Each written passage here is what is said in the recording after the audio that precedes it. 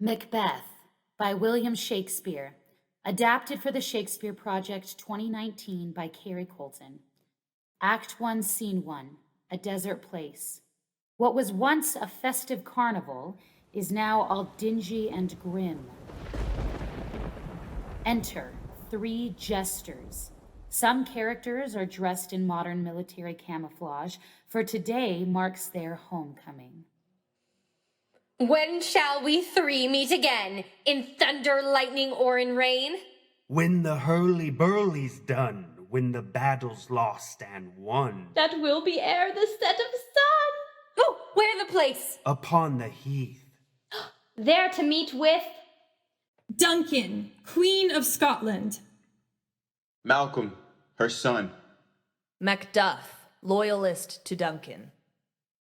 Lord Macduff, her husband. Young Macduff, her son. Banquo, commander of Duncan's army. Fleance, his son. Seward, commander of the English forces. Satan, loyal servant to Macbeth. Ross. Lennox, nobles to the crown. Macbeth, Thane of Glamis. Lady Macbeth, his wife. Fair is foul, and foul is fair. Hover through the fog and the filthy air. Fair is foul, and foul is fair. Hover through the fog and the filthy air. Fair is foul, and foul is fair. Hover through the fog and the filthy air. The jesters exit. Scene 2, a camp near Forres. Enter Duncan, Malcolm, and Macduff. What bloody man is that? She can report, as seemeth by her plight, of the revolt, the new estate. Hail, brave friend. Say to the queen the knowledge of the broil as thou didst leave it. Doubtful it stood. The merciless MacDonald from the Western Isles showed like a rebel's whore. But all's too weak for brave Macbeth. Well, he deserves that name, carved out his passage till he faced the slave, which ne'er shook hands till he unseamed him from the nave to the chops and fixed his head upon our battlements. Oh, valiant cousin, worthy gentleman. Mark, Queen of Scotland, mark, no sooner justice had, with valor armed, compelled these skipping kerns to trust their heels, but the Norwegian lord began a fresh assault. Dismayed not this our captains, Macbeth and Banquo? Yes, as sparrows eagles, or the hare the lion. If I say sooth, I must report they were as cannons, overcharged with double cracks, so they doubly redoubled strokes upon the foe. But I am faint, my gashes cry for help. So well thy words become thee as thy wounds. They smack of honor both. Go, get her surgeons. Exit Macduff, attended. Who comes here? The worthy Thane of Ross. Enter Ross and Lennox escorting the convicted and doomed traitor, Cawdor. God save the queen. Whence camest thou, worthy Thane? From Fife, great queen, where the Norwegian banners flout the sky and fan our people cold. Norway himself, with terrible numbers, assisted by that most disloyal traitor, the Thane of Cawdor, began a dismal conflict, to that Bellona's bridegroom, lapped in proof, confronted him with self-comparisons, point against point, rebellious arm against arm, curbing his lavish spirit, and, to conclude, the victory fell on us. Great happiness! No more that Thane of Cawdor shall deceive our bosom interest. Go, pronounce his present death, and with his former title, greet Macbeth. I'll see it done. What he hath lost, noble Macbeth hath won. All exit. A gunshot is heard, killing the Thane of Cawdor. Scene 3, a heath near Forres. Enter the 3 jesters. Where hast thou been? Jester. Killing swine. Jester, where thou? A sailor's wife had chestnuts in her lap, and munched, and munched, and munched. Give me, quoth I. Aroint thee, fool, the rump-fed Runyon cries. Her husband's to Aleppo gone, master of the tiger, but in a sieve I'll thither sail, and like a rat without a tail, I'll do, and I'll do. I'll give thee a wind. Thou art kind. And I another. I myself have all the other. I will drain him, dry as hay. Sleep shall neither night nor day hang upon his penthouse lid. He shall live a man forbid. A drum, Macbeth does come. The weird jesters. Hand in hand. Posters of the sea and land. Thus do go about. Thrice to thine. Oh, and thrice to mine. And thrice again to make up 9. Peace. The charms wound up. The jesters exit. Enter Macbeth and Banquo. So foul and fair a day I have not seen. How far is called to forest? All 3 jesters enter. What are these? So withered and so wild in their attire, that look not like the inhabitants of the earth, and yet are armed. Live you? Or are you aught that man may question? Speak, if you can. What are you? All hail Macbeth. Hail to thee, Thane of Glamis. All hail Macbeth, hail to thee, Thane of Cawdor. All hail Macbeth. Thou shalt be king hereafter. Good sir, why do you start, and seem to fear things that do sound so fair? In the name of truth, are ye fantastical, or that indeed would outwardly ye show? My noble partner you greet with present grace and great prediction, and he seems rapt withal. To me you speak not.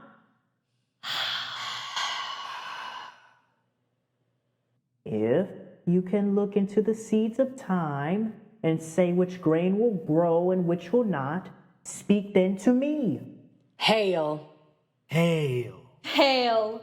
Lesser than Macbeth, and greater. Not so happy, yet much happier. Thou shalt get kings, though thou be none. Ha! So all hail Macbeth. And Banquo and Macbeth. All hail. Stay, you imperfect speakers, tell me more. By Sinel's death I know I am Thane of Glamis, but how of Cawdor? The Thane of Cawdor lives, a prosperous gentleman, and to be king stands not within the prospect of belief no more than to be Cawdor. Say from whence you owe this strange intelligence.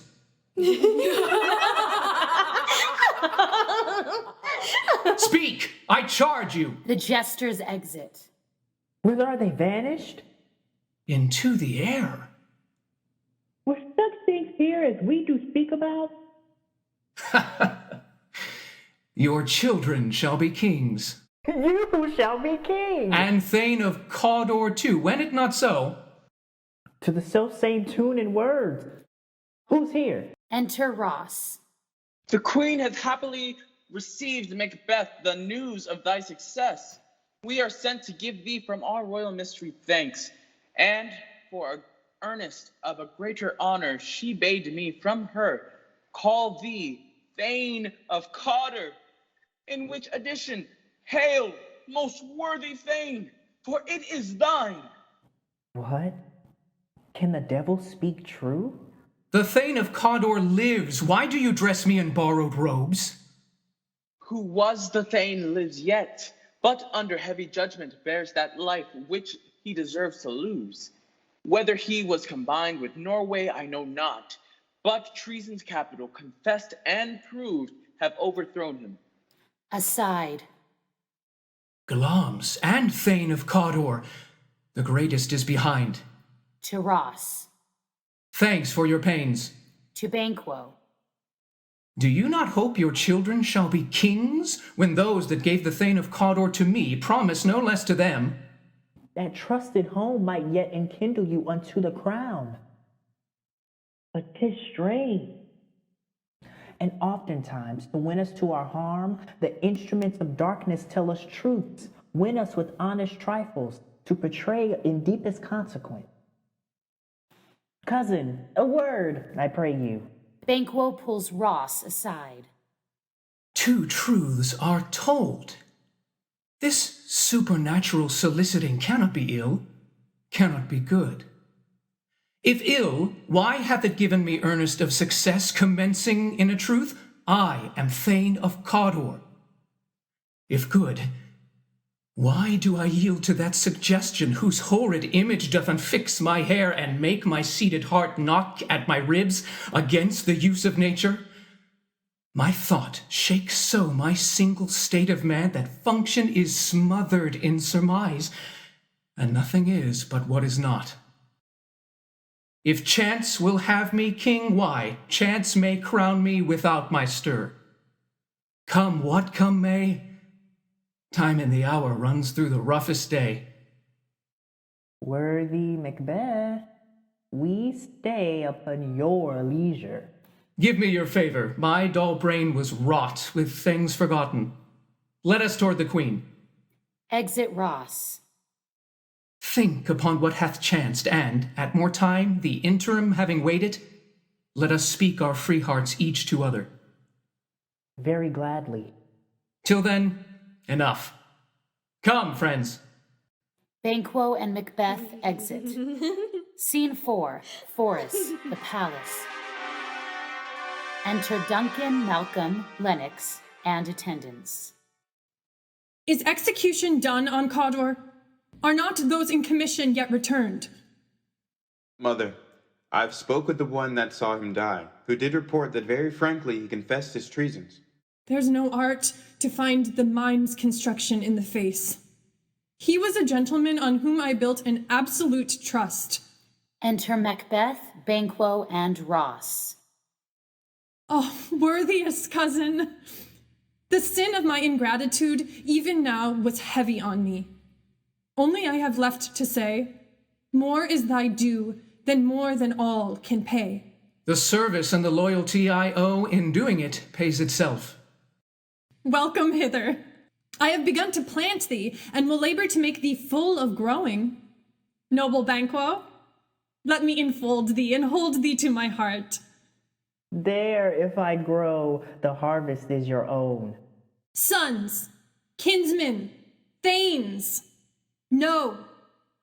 We will establish our estate upon our eldest, Malcolm, whom we name hereafter the Prince of Cumberland. Which honor must, not unaccompanied, invest him only, but signs of nobleness, like stars, shall shine on all deservers. From hence to Inverness, and bind us further to you. I'll be myself the harbinger, and make joyful the hearing of my wife with your approach. So humbly take my leave. My worthy Cawdor. Aside. The Prince of Cumberland. That is a step on which I must fall down, or else or leap, for in my way it lies. Stars, hide your fires. Let not light see my black and deep desires. The eye wink at the hand, yet let that be which the eye fears when it is done to see. All exit. Scene 5, Inverness, Macbeth's castle. Lady Macbeth enters in mourning, carrying a baby blanket and a letter, placing a candle in memory at a small grave. Lady Macbeth opens the letter and reads. They met me in the day of success, and I have learned by the perfectest report they have more in them than mortal knowledge. When I burned in desire to question them further, they made themselves air, into which they vanished. Whiles I stood wrapped in the wonder of it, came missives from the queen, who all hailed me Thane of Cawdor. by which title before these weird gestures saluted me and referred me to the coming on of time with Hail King that shalt be. This have I thought good to deliver thee, my dearest partner of greatness. Lay it to thy heart and farewell. Lady Macbeth closes letter. Glamis thou art, and Cawdor, and shalt be what thou art promised. Yet do I fear thy nature. It is too full of the milk of human kindness. Art not without ambition, but without the illness should attend it. Hie thee hither, that I may pour my spirits in thine ear, and chastise with the valor of my tongue all that impedes thee from the golden round, which fate and metaphysical aid doth seem to have thee crowned withal. Enter Satan, servant to Macbeth's. What is your tidings? The queen comes here tonight. Thou art mad to say it. So please you, it is true. Our Thane is coming. Give him tending. He brings great news. Exit Satan. The raven himself is hoarse that croaks the fatal entrance of Duncan under my battlements. Seemingly casting a spell. Come, you spirits, that tend on mortal thoughts, unsex me here, and fill me from the crown to the toe top full of direst cruelty. Make thick my blood, stop up the access and passage to remorse. Come to my woman's breasts and take my milk for gall, you murdering ministers, wherever in your sightless substances you wait on nature's mischief. Come, thick night, and pall thee in the dunnest smoke of hell, that my keen knife see not the wound it makes. Enter Macbeth. They embrace and kiss. Great Glamis, worthy Cawdor, greater than both by the all hell hereafter. Thy letters have transported me beyond this ignorant present, and I feel now the future in the instant. My dearest love, Duncan comes here tonight. And when goes hence? Tomorrow, she proposes. Oh, never shall sun that morrow see. To beguile the time, look like the time, bear welcome in your eye, your hand, your tongue. Look like the innocent flower, but be the serpent under it. She that's coming must be provided for, and you shall put this night's great business into my dispatch. We will speak further. Only look up clear. To alter favor ever is to fear. Leave all the rest to me. They both exit. Scene 6, before Macbeth's castle. Enter Duncan, Malcolm, Banquo, Lennox, Macduff, and Ross. This castle hath a pleasant seat. The air nimbly and sweetly recommends itself unto our gentle senses. The air is delicate. Enter Lady Macbeth. See our honored hostess. All our service were poor and single business to contend against those honors deep and broad wherewith your majesty loads our house. Where's the Thane of Cawdor? Fair and noble hostess, we are your guest tonight. Give me your hand. Conduct me to mine host. We love him highly and shall continue our graces towards him. By your leave, hostess. All exit. Scene 7, Macbeth's castle. Enter Macbeth. If it were done when 'tis done, then 'twere well it were done quickly.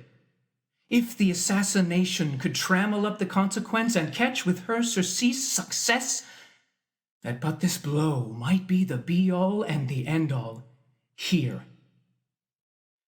But here, upon this bank and shoal of time, we jump the life to come. She's here in double trust. First, as I am her kinsman and her subject, strong both against the deed. Then, as her host, who should against her murderer shut the door, not bear the knife myself. Besides, this Duncan hath borne her faculties so meek, hath been so clear in her great office that her virtues will plead like angels, and shall blow the horrid deed in every eye that tears shall drown the wind. I have no spur to prick the sides of my intent, but only vaulting ambition, which o'erleaps itself and falls on the other. Enter Lady Macbeth. How now, what news? She has almost supped. Why have you left the chamber? Hath she asked for me? Know you not she has? We will proceed no further in this business. Was the hope drunk wherein you dressed yourself? Hath it slept since? And wakes it now to look so green and pale at what it did so freely? Art thou afeard to be the same in thine own act and valour as thou art in desire? Prithee, peace. I dare do all that may become a man. Who dares do more is none. What beast was it then that made you break this enterprise to me? When you durst do it, then you were a man. And to be more than what you were, you would be so much more the man. I have given suck, and know how tender 'tis to love the babe that milks me. I would, while it was smiling in my face, have plucked my nipple from his boneless gums, and dashed the brains out had I so sworn as you have done to this. If we should fail! We fail! But screw your courage to the sticking place and will not fail. When Duncan is asleep, his 2 chamberlains will I with wine and wassail so convince that memory shall be a fume. When in swinish sleep, what cannot you and I perform upon the unguarded Duncan? Will it not be received, when we have marked with blood those sleepy 2 of her own chamber, and used their very daggers that they have done it? Who dares receive it other? As we shall make our griefs and clamor roar upon her death. I am settled, and bend up each corporal agent to this terrible feat. Away, and mock the time with fairest show. False face must hide what the false heart doth know. Both exit. Act 2, Scene 1. Court of Macbeth's castle. Enter Banquo and his son Fleance. How goes the night? The moon is out. I have not heard the clock. And she goes down at 12? I take it. 'Tis later, sir. A heavy summons lies like lead upon me, and yet I would not sleep. Merciful powers, restrain in me the cursed thoughts that nature gives way to in repose. Give me my sword. Who's there? A friend. Enter Macbeth. Oh, what, sir? Not yet at rest? The queen's abed. She hath been an unusual pleasure, and sent forth great largesse to your offices. All's well. I dreamt last night of the 3 weird jesters. To you they have showed some truth. I think not of them. Yet, when we can entreat an hour to serve, we would spend it in some words upon that business, if you would grant the time. At your kindest leisure. If you shall cleave to my consent when 'tis, it shall make honor for you. So I lose none in seeking to augment it, but still keep my bosom franchise and allegiance clear. I shall be counseled. Good repose the while. Thanks, sir. The like to you. Exit Banquo and Fleance.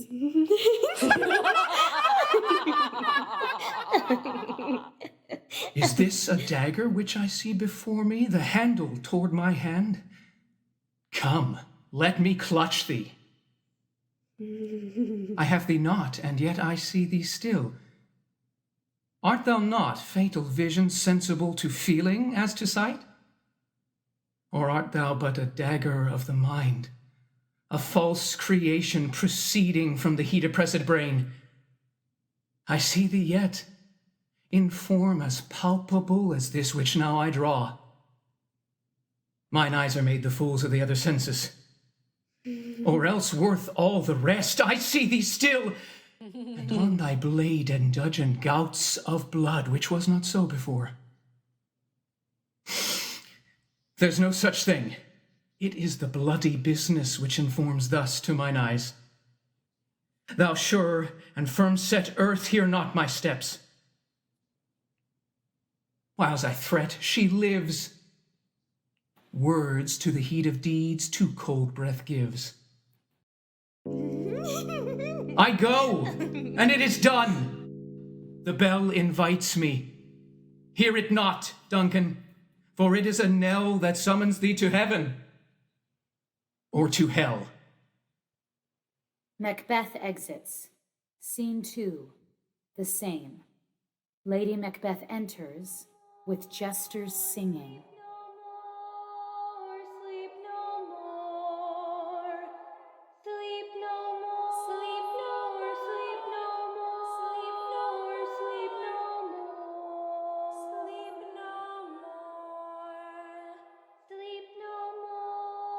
That which hath made them drunk hath made me bold.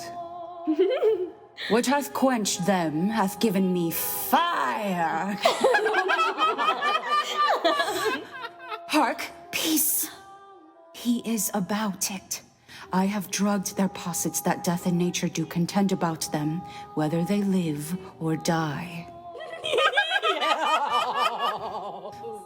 Alack, I am afraid they have awaked, and 'tis not done. The attempt and not the deed confounds us. Hark! I laid their daggers ready. He could not miss them. Had she not resembled my mother as she slept, I had done it.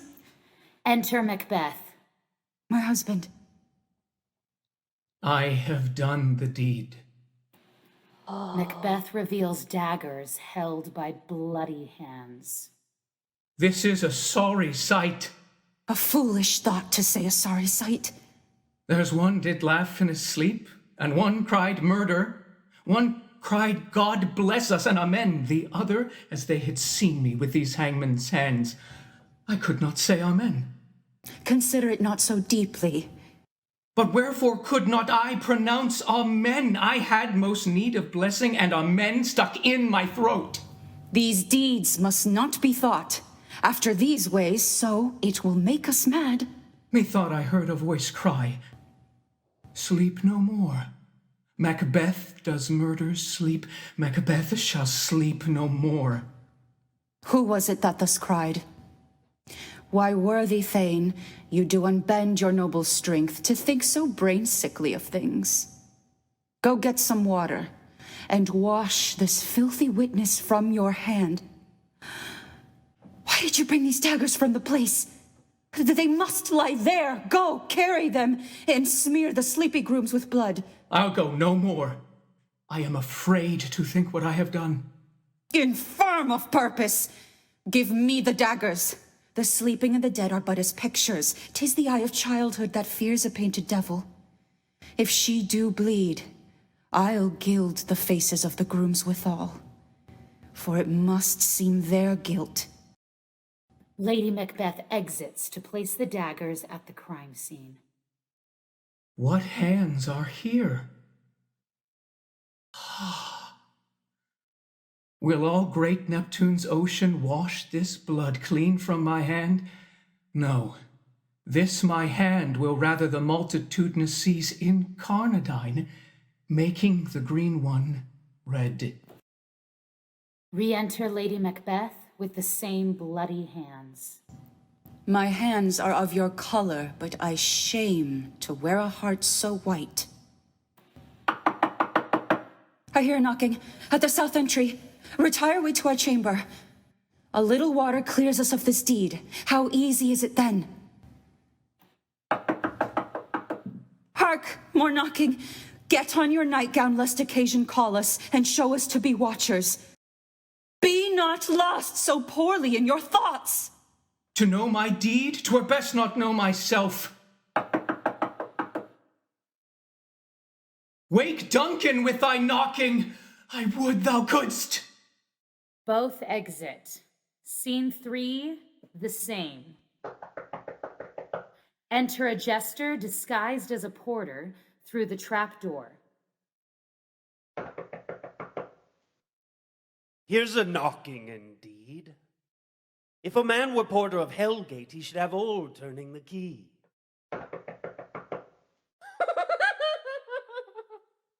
Knock, knock, knock. Who's there? Here's a farmer that hanged himself on the expectation of plenty. Oh, come in time. Have napkins enough about you, 'cause here you'll sweat for it. Knock, knock. Who's there? Oh, Faith.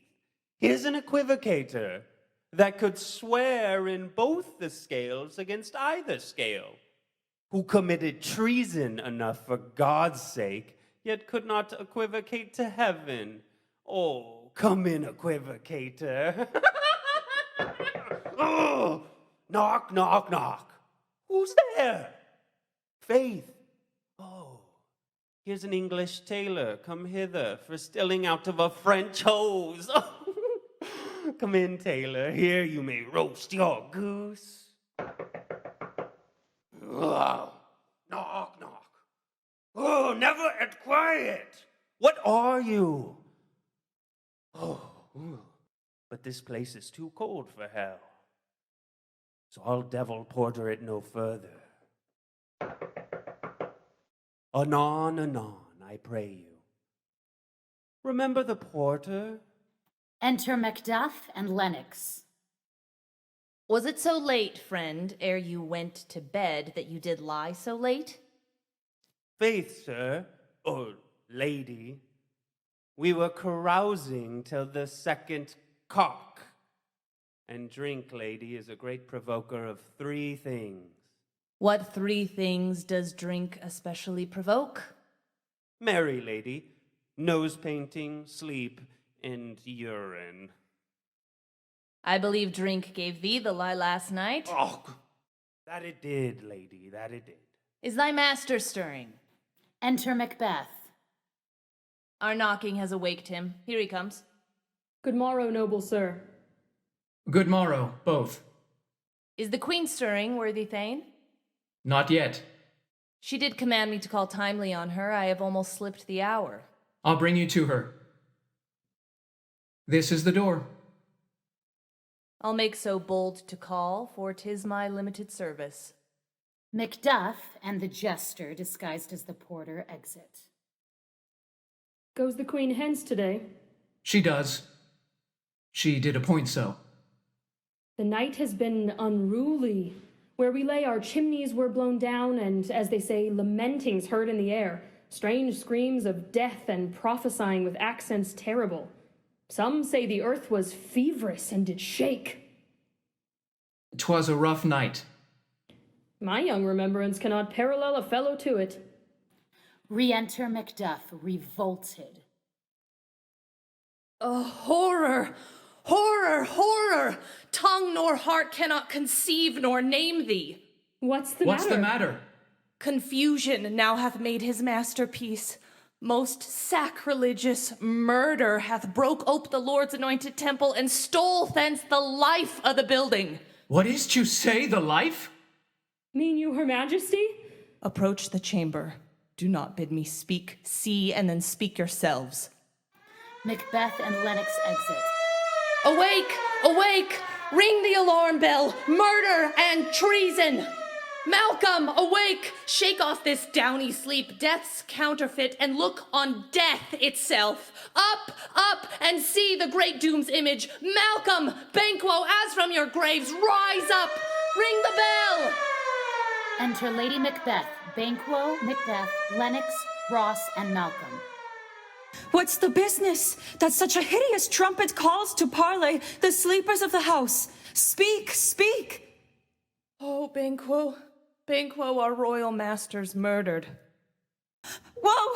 Alas! What? In our house? Too cruel anywhere. Dear Duff, I prithee contradict thyself and say it is not so. Had I but died an hour before this chance, I had lived a blessed time. What is amiss? You are, and do not know it. Your royal mother's murdered. Oh. By whom? Those of her chamber, as it seemed, had done it. Their hands and faces were all badged with blood, so were their daggers, which, unwiped, we found upon their pillows. Ah. Yet I do repent me of my fury that I did kill them. Wherefore did you so? Who can be wise, amazed, temperate and furious, loyal and neutral in a moment? No man. Here lay Duncan. There the murderers, steeped in the colors of their trade, their daggers unmannerly breached with gore. Who could refrain?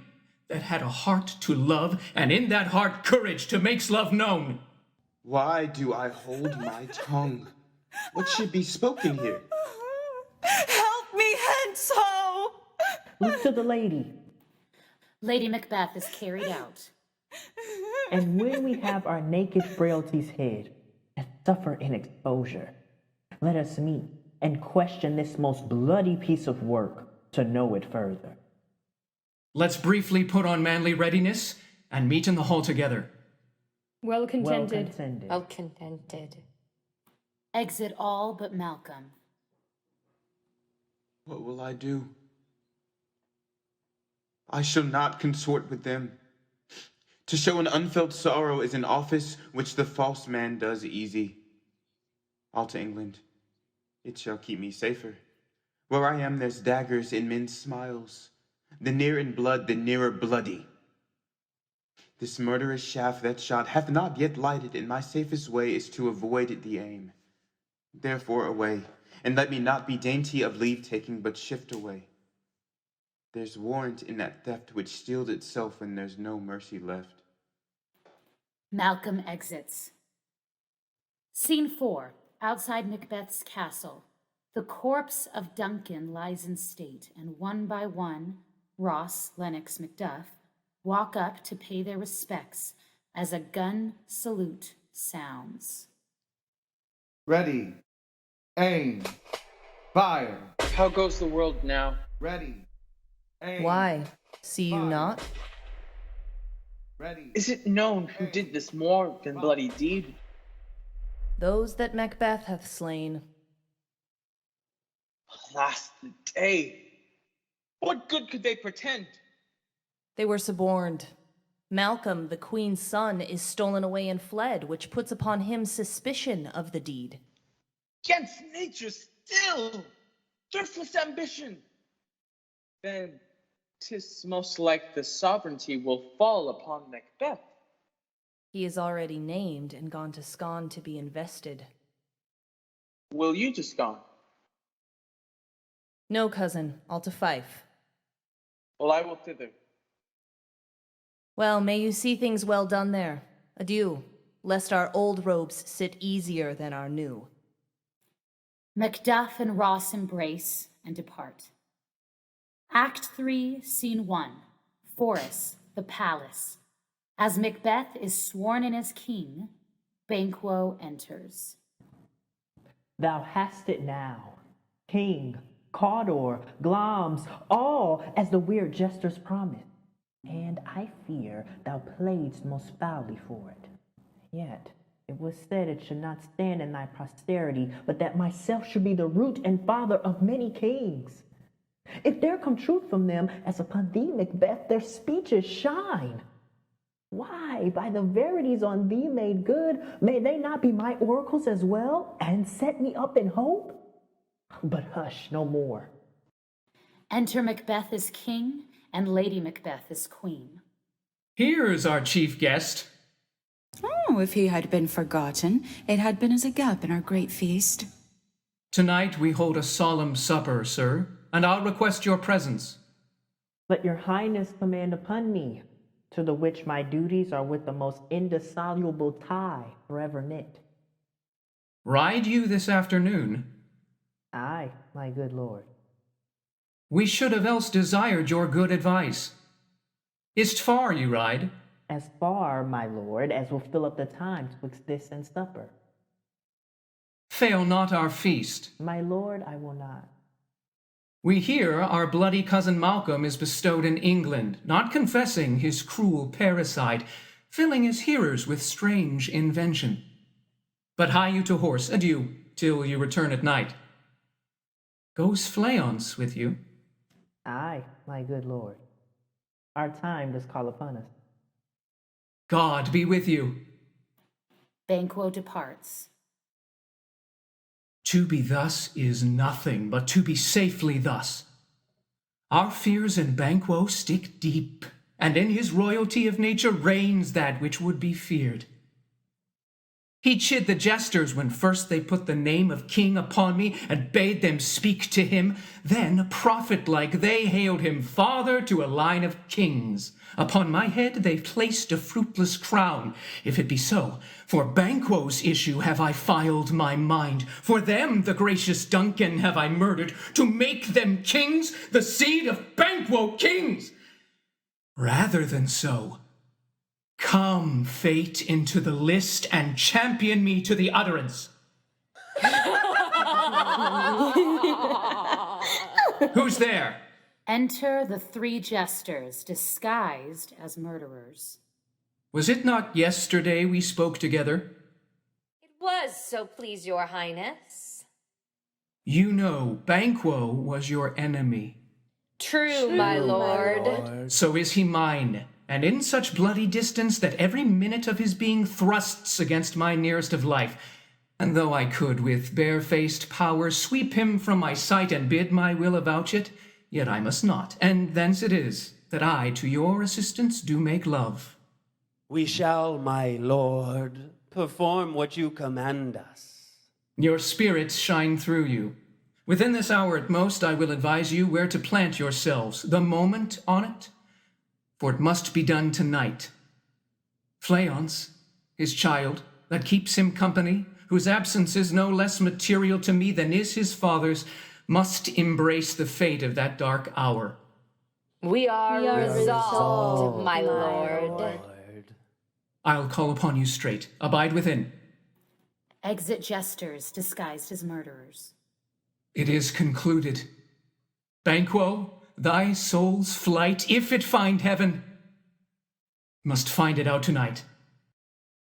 Enter Lady Macbeth. How now, my lord? Why do you keep alone? Things without all remedy should be without regard. What's done is done. We have scorched the snake, not killed it. She'll close and be herself, whilst our poor Malice remains in danger of her former tooth. Unsafe the while that we must lave our honors in these flattering streams and make our faces visards to our hearts, disguising what they are. Come on, gentle, my lord. Sleek o'er your rugged looks. Be bright and jovial among your guests tonight. You must leave this. Full of scorpions is my mind, dear wife. Thou knowest that Banquo and his Fleance lives. But in them nature's copies not etern. There's comfort yet. They are assailable. There shall be done a deed of dreadful note. What's to be done? Be innocent of the knowledge till thou applaud the deed. Thou marvelst at my words, but hold thee still. Things bad begun make strong themselves by ill. So, prithee, go with me. Macbeth and Lady Macbeth exit. Scene 3. A park near the palace. Enter the three jesters. The west yet glimmers with some streaks of day, now spurs the lated traveller apace to gain the timely inn, and near approaches the subject of our watch. Give us a light there, son. Hark, I hear him. Then 'tis he. He goes about. A light, a light. Enter Banquo and Fleance. 'Tis he. Stand to it. It will be rain tonight. Let it come down. Oh, treachery! Fly, good Fleance! Fly! Fly! Fly! Thou mayest revenge. Banquo dies. Fleance escapes. Who did strike out the light? There's but one down, the boy is fled. We have lost best half of our affair. Let's make haste. A song, Come Away, raises Banquo's ghost.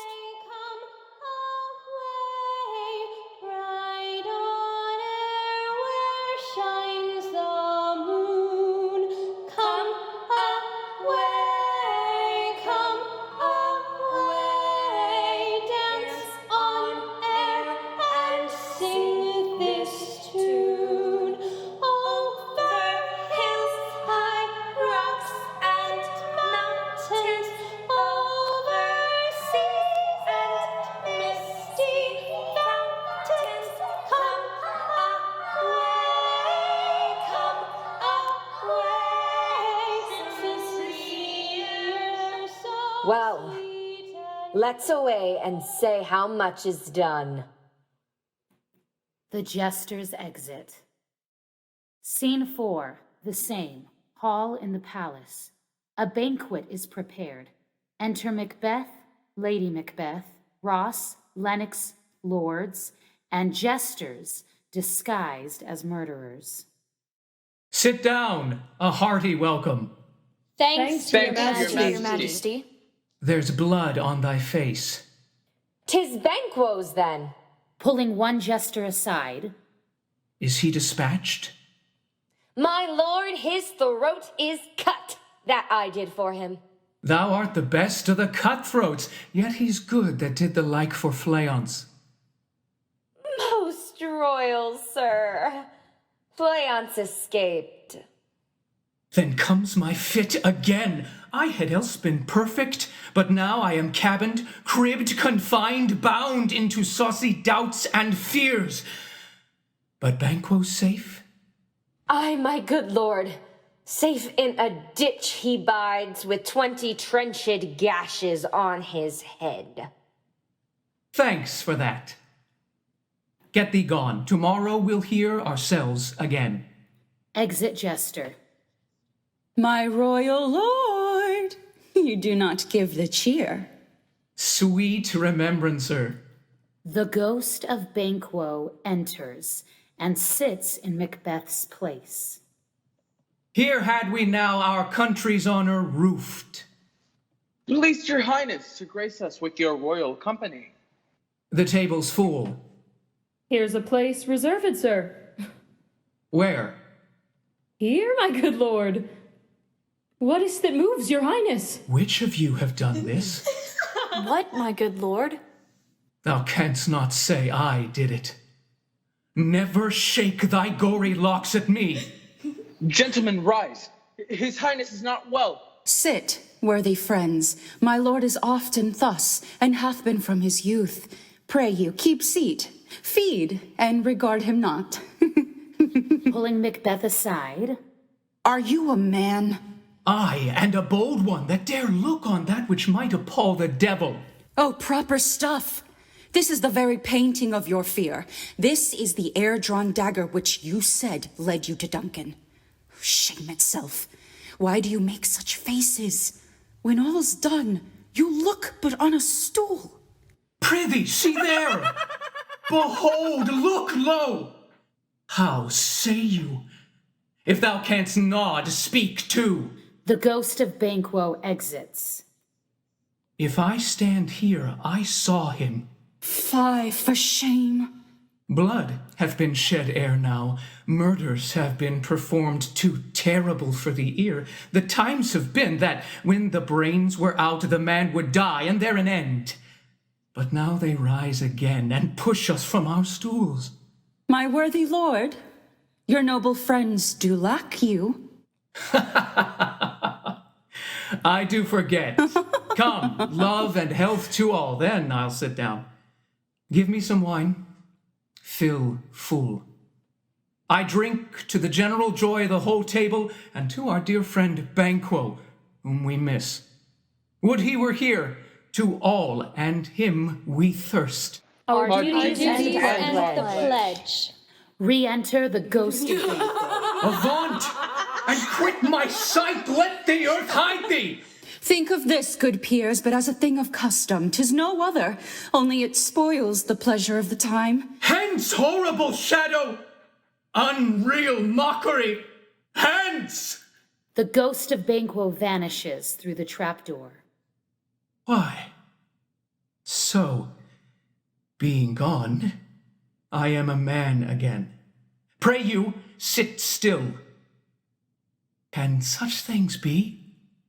You make me strange when now I think you can behold such sights and keep the natural ruby of your cheeks when mine is blenched with fear. What sights, my lord? I pray you, speak not. He grows worse and worse. Question enrages him. At once, good night. Stand not upon the order of your going, but go, at once. Good night, and better health attend his majesty. A kind good night to all. All exit except for Macbeth and Lady Macbeth.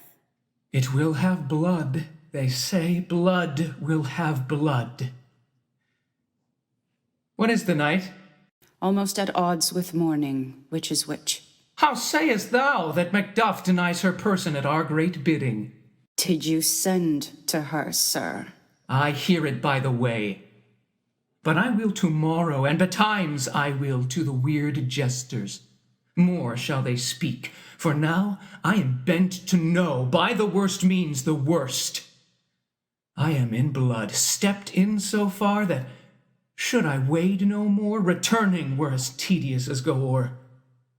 Strange things I have in head that will to hand, which must be acted ere they may be scanned. You lack the season of all natures. Sleep. Come, we'll to sleep. My strange and self-abuse is the initiate fear that wants hard use. We are yet but young, indeed. Lady Macbeth hesitates, but Macbeth forces her to exit. Scene 6, Forest, the palace. Enter Lennox and a jester disguised as an ally. I hear Macduff lives in disgrace. Sir, can you tell me where he bestows himself? The son of Duncan lives in the English court. Thither Macduff is gone to pray the holy king upon his aid, to wake Northumberland and the warlike Seward, that by the help of these we may again do faithful homage and receive free honours, all which we pine for now. And this report hath so exasperate the king that he prepares for some attempt of war. Sent he to Macduff? He did.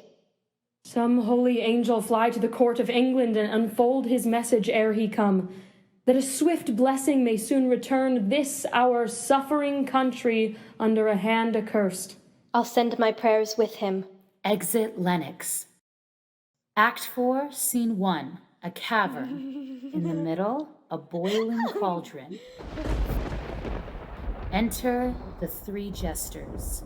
Thrice the brinded cat hath mewed. Thrice and once the hedge pig whined. Harpier cries, 'tis time, 'tis time. Double, double, toil and trouble, fire burning, cauldron bubble, round about the cauldron go, in the poisoned entrails grow, sweltered venom sleeping got, boil out first in the charmed pot, for a charm of powerful trouble, like a hell double trouble, bubble, fillet of a finny snake in the cauldron, boil and bake. Eye of Newton, toe of frog, wool of bat and tongue of dog. Adder's fork and blind worm sting, lizard's legs and owlet's wing, scale of dragon, Tooth of wolf, witch's mummy, maw and gulf of the raven, salty shark, root of hemlock digged in the dark. Double trouble, bubble, double, double, toil and trouble, fire burning, cauldron bubble, double, double, toil and trouble, fire burning, cauldron bubble, silvered in the moon's eclipse. adulter's lips. Finger of birth strangled babe, ditch delivered by a drape. Add thereto a tiger's chaudron for the ingredients of our cauldron. Double trouble, bubble, double toilet trouble, fire burning cauldron. Fillet of a Finnish snake in the cauldron boiling bake. I have room torfall, lullaby, tongue of dog. Ever spoken dynasty, lizards laying outward. Skin of dragon, teeth of wolf, witches named the long wolf. Finger of birth strangled babe, ditch delivered by a drape.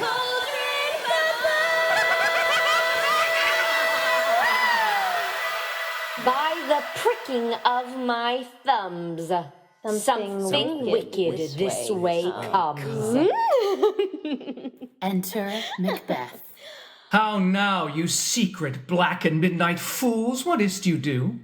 A deed without a name. I conjure you. Answer me to what I ask you. Speak. Demand. We'll answer. Sayest thou rather hear it from our mouths or from our masters? Call 'em. Let me see 'em. Come high or low, thyself in office deftly show. A vision of Macduff appears. Macbeth, Macbeth, Macbeth. Beware Macduff, beware the Thane of Fife. Dismiss me. Enough. Whate'er thou art, for thy good caution, thanks. Here's another more potent than the first. A vision of young Macduff enters. Macbeth, Macbeth, Macbeth. Be bloody, bold, and resolute. Laugh to scorn the power of man, for none of woman born shall harm Macbeth. Then live, Macduff. What need I fear of thee? But yet I'll make assurance double sure, and take a bond of fate, thou shalt not live. Enter a vision of Duncan through the trapdoor. What is this that rises like the issue of a queen? Listen, but speak not to it. Be lion-mettled, proud, and take no care who chafes, who frets, or where conspirers are. Macbeth shall never vanquished be until great Burnham Wood to high Dunsinane hill shall come against him. That will never be. Who can impress the forest, bid the tree unfix his earthbound root? Yet my heart throbs to know one thing. Tell me, shall Banquo's issue ever reign in this kingdom? Seek to know no more. I will be satisfied. Deny me this, and an eternal curse fall on you. Let me know. Show his eyes and grieve his heart. Come like shadows, so depart. Enter the ghost of Banquo and visions of Banquo's descendants, heirs to the throne. Thou art too like the spirit of Banquo. Down! Thy crown does sear mine eyeballs. Filthy fools, why do you show me this? I'll see no more, for the blood-boltered Banquo smiles upon me. What? Is this so? The visions vanish. Aye, sir, all this is so. But why stands Macbeth thus amazedly? Come, jesters, cheer we up his sprites and show the best of our delights, that this great king may kindly say, our duties did his welcome pay. The jesters vanish. Where are they? Gone. Lennox? Enter Lennox. What is your grace's will? Saw you the weird jesters? No, my lord. Infected be the air whereon they ride. I did hear the galloping of horse. Who was't came by? 'Tis 2 or 3, my lord, that bring you word Macduff is fled to England. Fled to England? Aye, my lord. Exit Lennox. Time? Thou anticipatest my dread exploits. The castle of Macduff I will surprise, seize upon Fife, give to the edge of the sword her husband, her babe, and all unfortunate souls that trace him in his line. No boasting like a fool. This deed I'll do before this purpose cool. All exit. Scene 2. Fife, Macduff's castle. Enter Lord Macduff, his son, and Ross. What had she done to make her fly the land? You must be patient, my lord. She had none. Her flight was madness. When our actions do not, our fears do make us traitors. You know not whether it was her wisdom or her fear. Wisdom. To leave her husband, to leave her child, her mansion and her titles, in a place from whence herself does fly? She loves us not. All is the fear, and nothing is the love. My dearest coz, school yourself. But for your wife, she is noble, wise, judicious, and best knows the fits of the season. I dare not speak much further. I take my leave of you. Blessings upon you. Exit Ross. Sirrah, your mother's dead. My mother is not dead, for all you're saying. Yes, she is dead. How wilt thou do for a mother? Nay, how will you do for a wife? Why, I can buy me 20 at any market. Then you'll buy 'em to sell again. Thou speakst with all thy wit, and yet, i' faith, with wit enough for thee. Was my mother a traitor, father? Ay, that she was. What is a traitor? Why, one that swears and lies. And be all traitors that do so? Everyone that does so is a traitor and must be hanged. And must they all be hanged that swear and lie?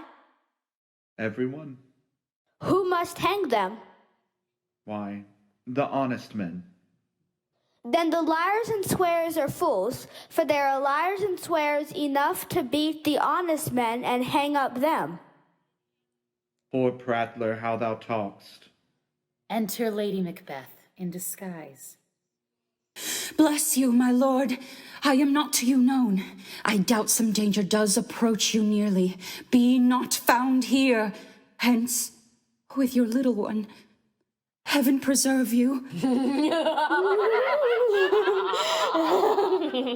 I dare abide no longer. She exits. Lord Macduff chases after her. Whither should I fly? I have done no harm. Enter the jesters, disguised as murderers. What are these faces? Where is your wife? I hope in no place so unsanctified where such as thou mayst find her. She's a traitor. Thou liest, thou shag-haired villain. What, you egg?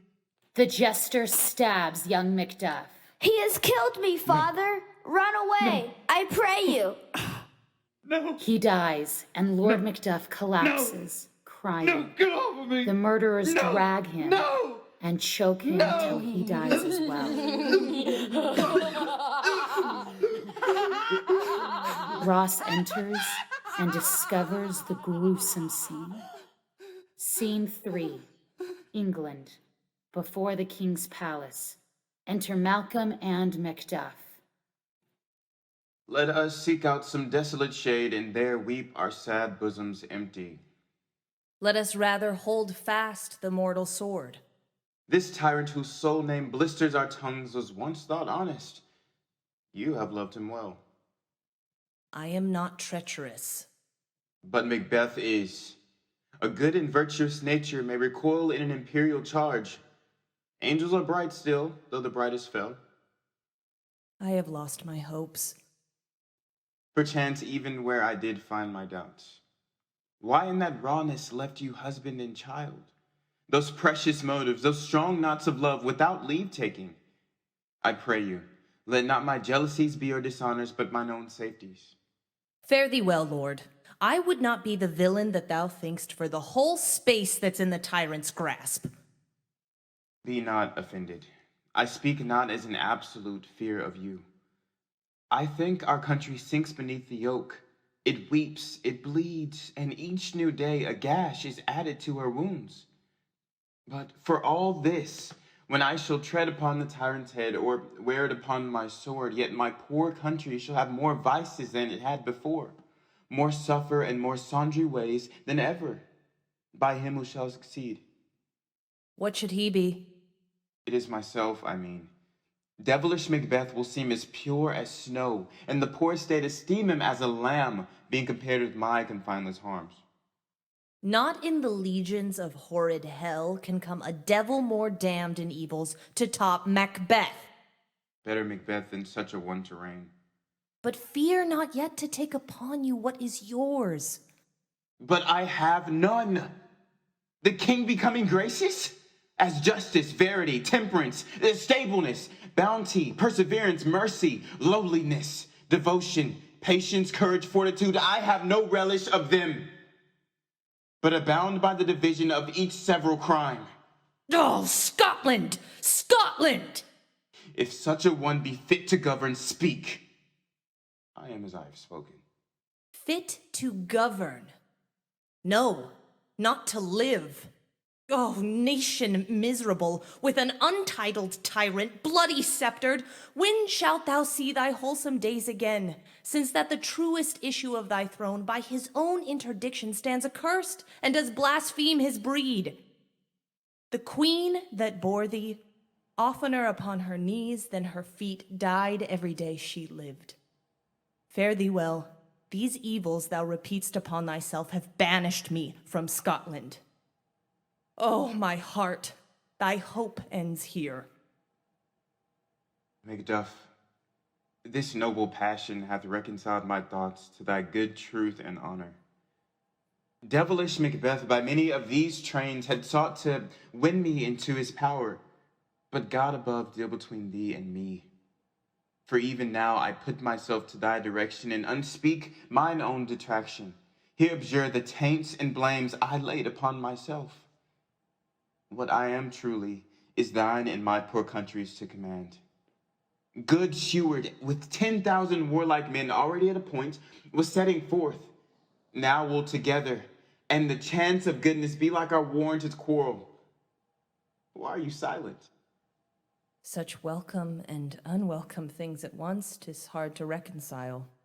Well, more anon. They embrace. Enter Ross. See who comes here. My ever-gentle cousin, welcome hither. Good God, the times remove the means that makes us strangers. Sir, amen. Stand Scotland where it did. Alas, poor country. Almost afraid to know itself. It cannot be called our mother, but our grave, where nothing, but who knows nothing, is once seen to smile. Where sighs and groans and shrieks that rend the air are made, not marked. Be it their comfort, we are coming hither.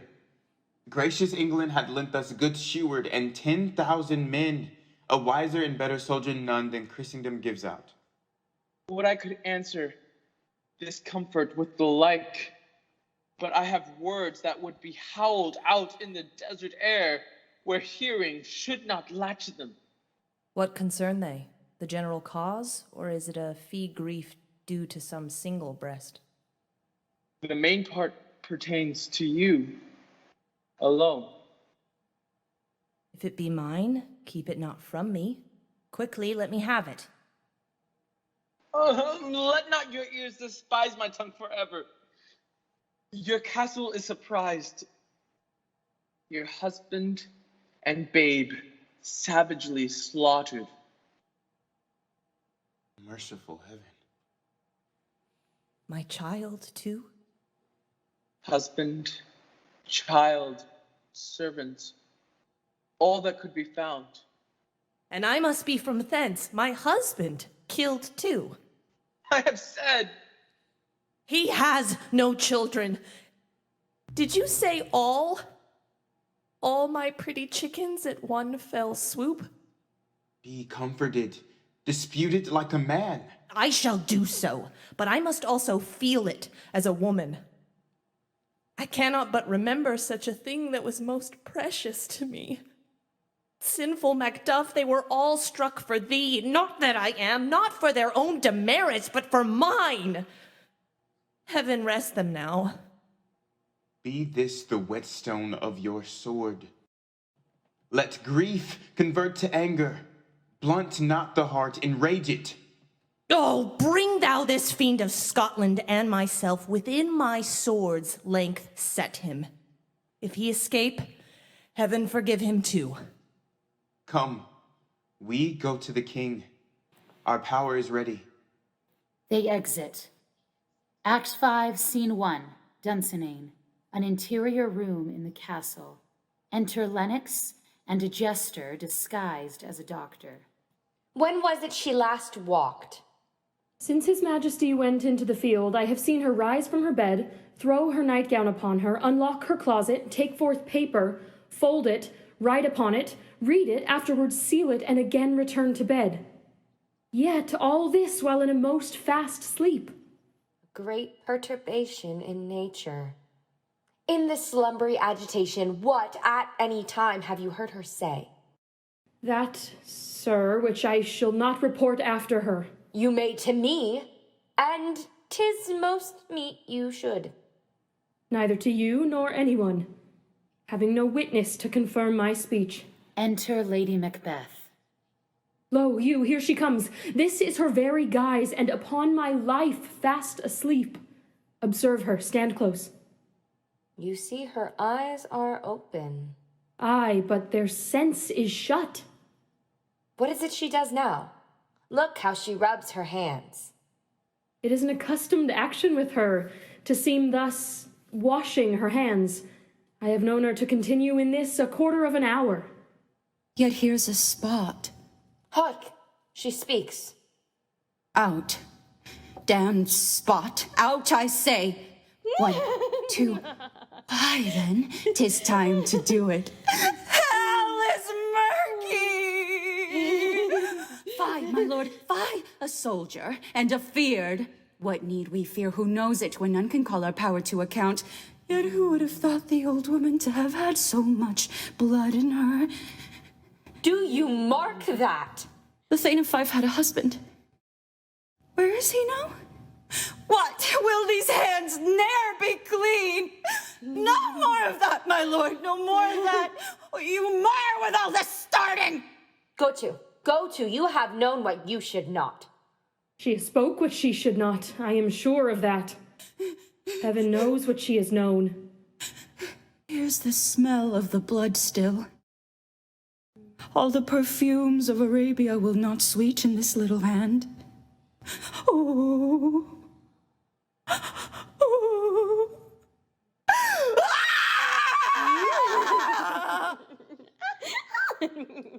This disease is beyond my practice. Banquo's buried, I tell you yet again. He cannot come out on's grave. Even so? To bed, to bed. There's a knocking at the gate. Come, give me your hand. What's done cannot be undone. To bed, to bed, to bed. Lady Macbeth exits. Will she go now to bed? Directly. Foul whisperings are abroad. Unnatural deeds do breed unnatural troubles. More needs she the divine than a physician. Good night, good doctor. The jester exits. Lennox remains. Scene 2. The country near Dunsinane. Enter another jester disguised as a lord. The English power is near, led on by Malcolm, his aunt Seward, and the good Macduff. Revenges burn in them. Near Burnham Wood shall you well meet them. That way are they coming. What does the tyrant? Great Dunsinane he strongly fortifies. Some say he's mad. Others, that lesser hate him, do call it valiant fury. Now does he feel his secret murder sticking on his hands. Those he commands move only in command, nothing in love. Now does he feel his title hang loose about him like a giant's robe upon a dwarfish thief. Well, I shall march towards Burnham, to give obedience where 'tis truly owed. Lennox and the jester exit. Scene 3, Dunsinane. A room in the castle. Enter Macbeth and Satan. Bring me no more reports, let them fly all. till Burnham Wood removed to Dunsinane, I cannot taint with fear. What's the boy Malcolm? Was he not born of woman? The mind I sway by and the heart I bear shall never sag with doubt nor shake with fear. The devil damn thee black, thou cream-faced loon, where gott'st thou that goose look? There is 10,000... Geese, villain! Soldiers, sir. What soldiers, Patch?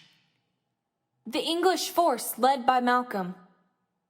I'll fight till from my bones my flesh be hacked. Give me my armor. 'Tis not needed yet. I'll put it on.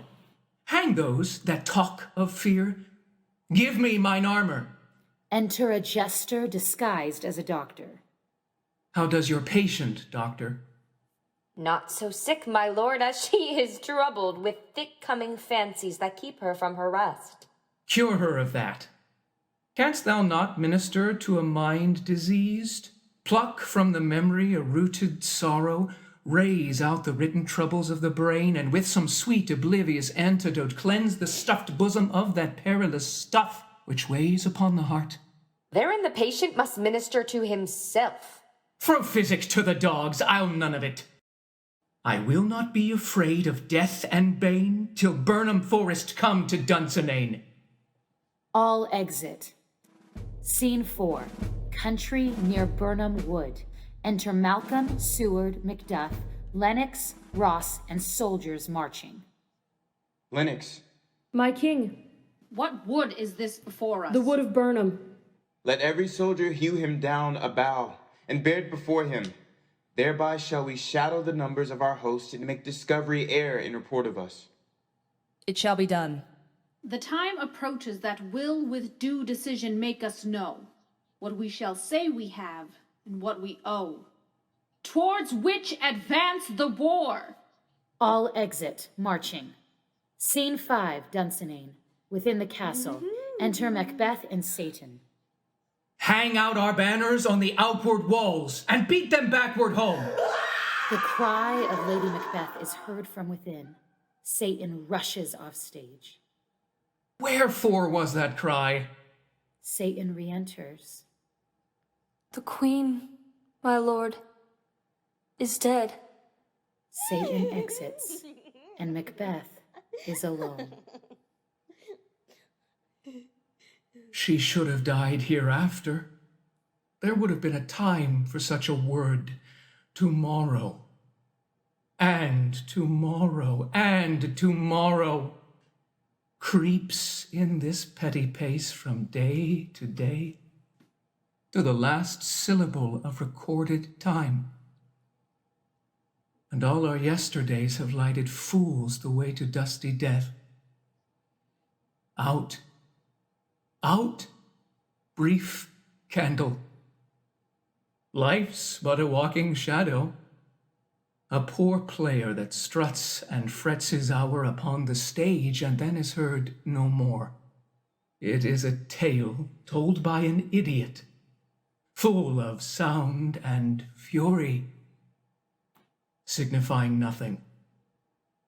Satan re-enters. Thou comest to use thy tongue, thy story quickly. As I did stand my watch upon the hill, I looked toward Burnham, and anon, methought the wood began to move. Liar and slave! Macbeth strangles Satan. Within this 3 mile may you see it coming. I say a moving grove. If thou speakst false, upon the next tree shalt thou hang alive. Fear not, till Burnham Wood do come to Dunsinane, and now a wood comes toward Dunsinane. Arm, arm, and out! I begin to be aweary of the sun, and wish the estate of the world was now undone. Ring the alarum bell. Blow, wind, come, rack. At least we'll die with harness on our back. Macbeth and Satan exit. Scene 6, Dunsinane, before the castle. Enter Malcolm, Seward, young soldier, Macduff, and their army, camouflaged by their attire and carrying foliage. Now, near enough. Your leafy screens throw down, and show like those you are. You, Worthy Seward shall with my cousin, your right and noble son, lead our first battle. Worthy Macduff and we shall take upon what else remains to do, according to our order. Make all our trumpets speak. Give them all breath, those clamorous harbingers of blood and death. The soldiers move into battle. Scene 7, another part of the field. Enter Macbeth. What's he that was not born of woman? A young soldier approaches Macbeth. What is thy name? Thou'lt be afraid to hear it. No, though thou callest thyself a hotter name than any in hell. My name's Macbeth. The devil himself could not pronounce a title more hateful to mine ear. No, nor more fearful. Thou liest, abhorred tyrant. With my sword, I'll prove the lie thou speakest. They fight, and the young soldier is slain. Thou wast born of woman. But swords I smile at, weapons laugh to scorn, brandished by man that's of a woman born. Macbeth exits. Enter Macduff. That way the noise is. Tyrant, show thy face. If thou be slain and with no stroke of mine, my husband and child's ghosts will haunt me still. Let me find him, fortune, and more I beg not. Macduff exits. Enter Malcolm and Seward. This way, my lord. The castle's gently rendered. The tyrant's people on both sides do fight. The noble thanes do bravely in the war. The day almost itself professes yours, and little is to do. Enter, sir, the castle. All exit. Scene 8, another part of the field. Enter Macbeth wielding a knife. Why should I play the Roman fool and die on mine own sword? Whiles I see lives, the gashes do better upon them. Enter Macduff wielding a knife. Turn, hellhound. Turn. Of all men else have I avoided thee. But get thee back, my soul is too much charged with blood of thine already. I have no words. My voice is in my sword. Thou bloodier villain than terms can give thee out. They fight. Thou losest labor. As easy mayst thou the entrenchant air with thy keen sword impress as make me bleed. Let fall thy blade on vulnerable crests. I bear a charmed life which must not yield to one of woman born. Despair thy charm, and let the angel whom thou still hast served tell thee, Macduff was from her mother's womb untimely ripped.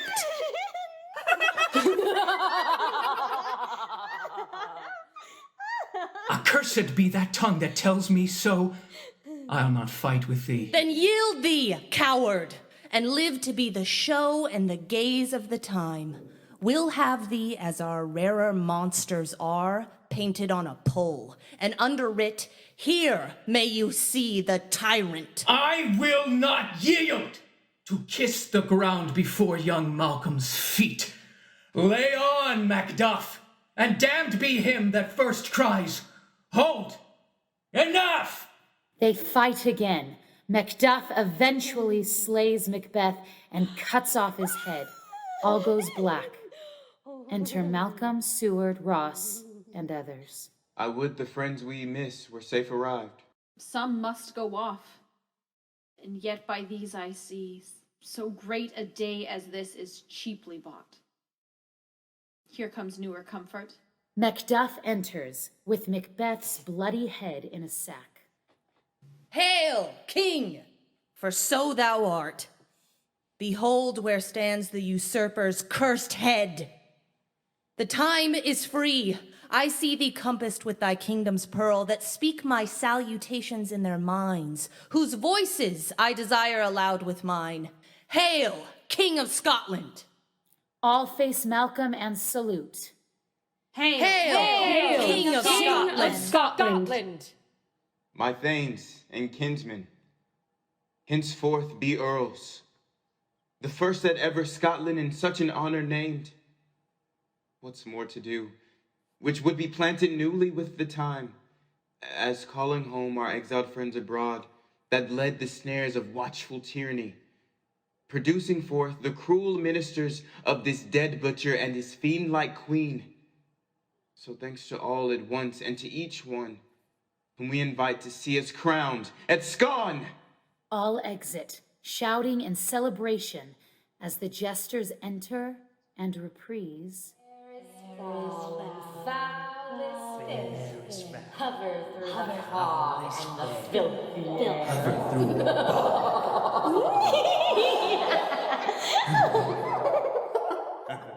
End of play.